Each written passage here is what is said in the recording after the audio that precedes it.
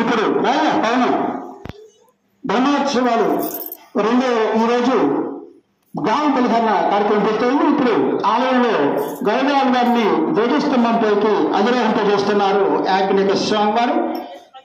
సంతానం లేని స్త్రీలు గరుడ ముద్రను స్వీకరిస్తే సంతాన ప్రాప్తి కలుగుతుందని శాస్త్రోక్తం.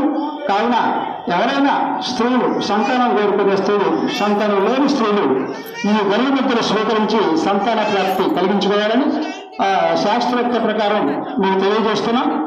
సంతానం కోసం గరుడ ముద్ర స్వీకరిస్తే సంతాన ప్రాప్తి కలుగుతుందని శాస్త్రోక్తం. కావున అటువంటి మహిళలు ఎవరైనా ఉంటే ఆలయానికి వచ్చేవేసిందిగా మనం చేస్తున్నాం.